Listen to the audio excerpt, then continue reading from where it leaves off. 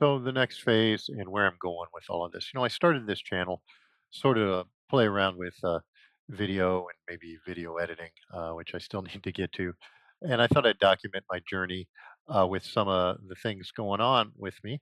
I started it with a technology refresh. I limp gear along for a.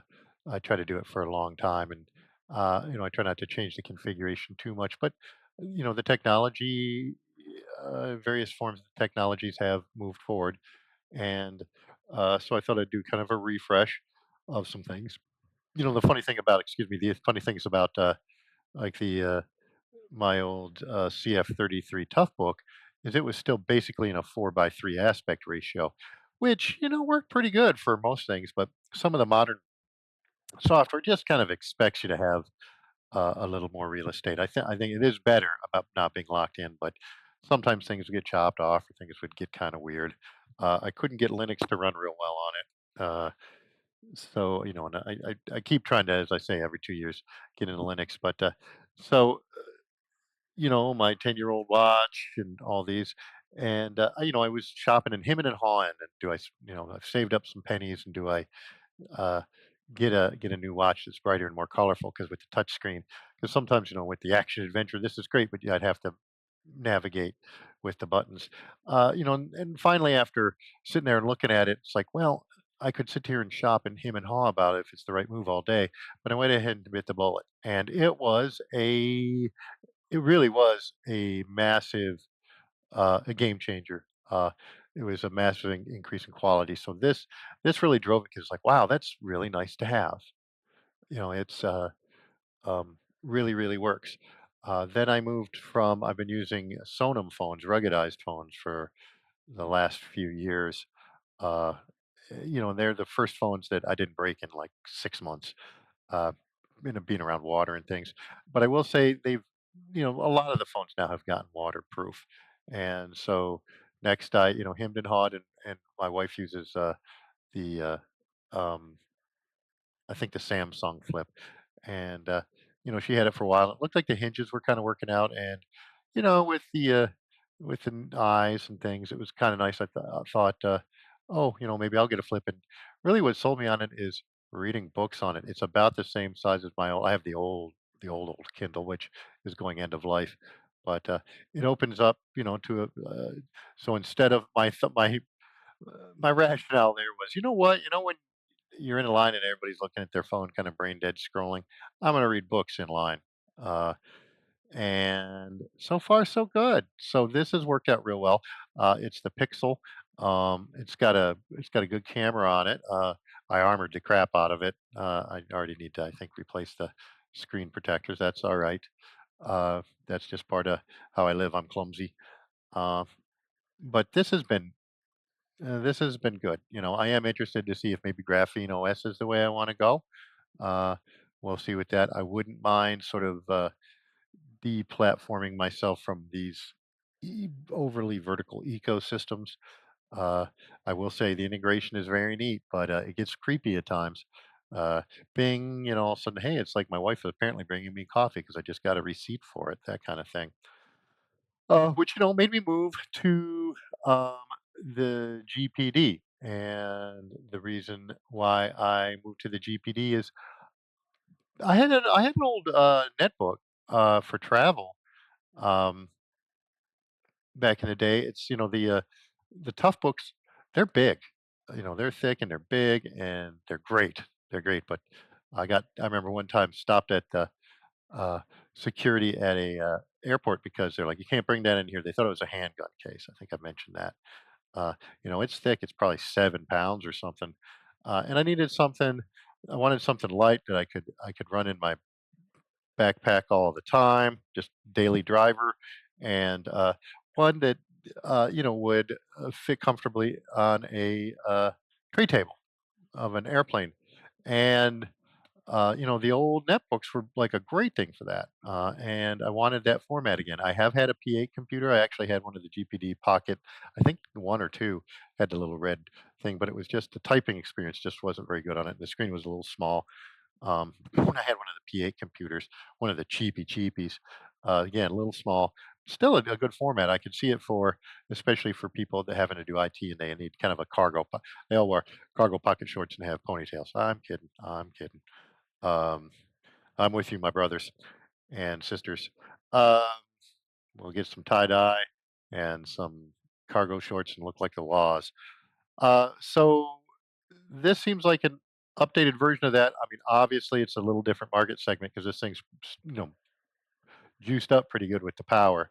So I'm hoping to use this as my daily driver, as I mentioned, and work on a docking station. So I think I'll probably be off the Sprout relatively soon, which I know is this, which is the computer I'm taping on, and it's starting to show its age, and maybe it's just a historical curiosity right now. Love it as I do.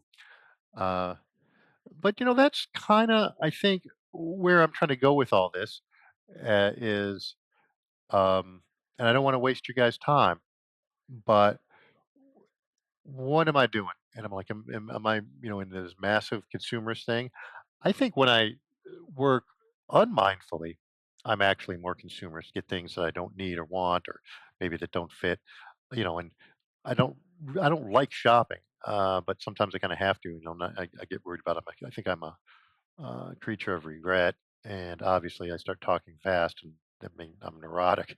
But uh, so I think actually approaching this more mindfully and exploring it this way um, is helpful to uh, make purchases that are, and I think I just had that epiphany a couple of videos ago, kind of like the everyday carry idea, but just tools for living. Like, do I have an everyday carry cutting tool? I actually do.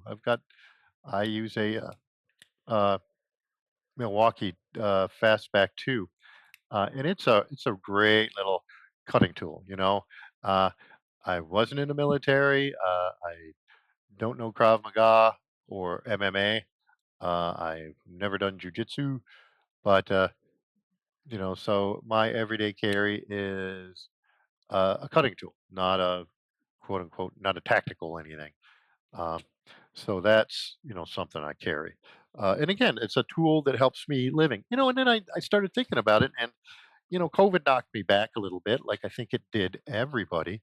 But especially when I was more active in field work, uh, I've kind of always had for always, I've had a dry bag for probably over 10 years. Not this same dry bag, but uh, actually, I think this is probably 2 or 3 years old. The other one lasted a good long time, 7 years, really heavy duty stuff. But, I do carry sort of a standard kit. I do carry some line.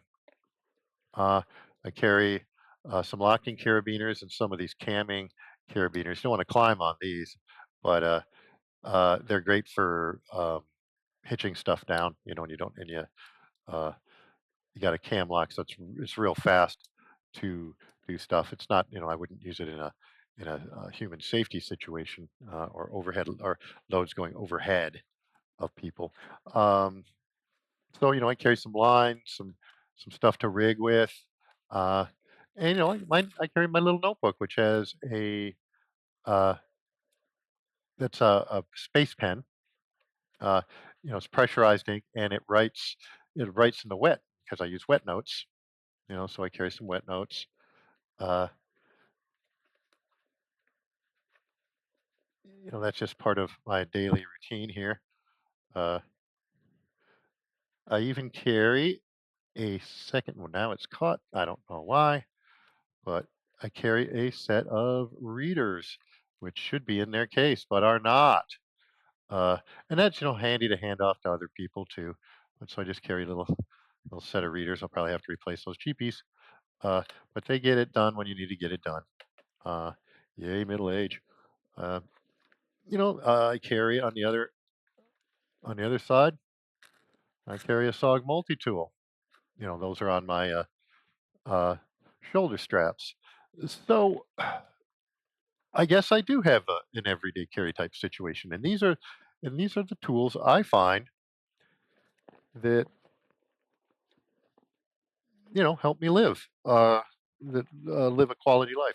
I keep a tile on there so I don't lose it because just because uh, tiles I can. non-Apple AirTag kind of system. And I have, I have a notebook, uh, sort of a journal, uh, and I have my pens there. I have a fountain pen and a couple of brush pens. We can get into that later. But so I have a little bit of a system, and I'm constantly refining it. I think, or uh, when I go through periods of mindfulness, I refine it. And the whole thing about taking the time to make these decisions and explore these technologies. Uh, Remember, technology isn't always electronic. Pottery and controlled fire are technologies. Uh, but to explore the tools I'm using to live a better life and to set them up the way I want actually makes it so I don't have to think about it when I'm under the gun actually doing stuff. So that's why I'm taking this time to do it now. And I hope this helps you on your journey with that. I guess I'm thinking of them as tools for living as opposed to EDC, though it is my EDC, because I think EDC is from the tactical community, and they use it kind of in maybe in a different sense. But these are my everyday carry tools, and I know that some people find the term EDC kind of ridiculous. Um, I don't particularly. I don't care, but I get that some people look down on that. So that's where I'm going with this, and I will try to stay. If you tune in, I'll try to stay more concise, more clear, get it done without the him and haw. I hope I didn't too much this time, but that's where I am, and I will explore other tools. I will be moving over, hopefully, to the GPD for the even the production. I do have a desktop, but then again, those are old that maybe need refreshing. But if I could move to this kind of system, that would be great. So let's let the journey continue. If you've got any types of things you carry or tools that you found valuable for facilitating your living, please let me know. It'd be wonderful to hear from you. So, hey, thanks for listening and watching, and I will try to up the quality. Yes, including the audio and the video. Thanks. Have a great day.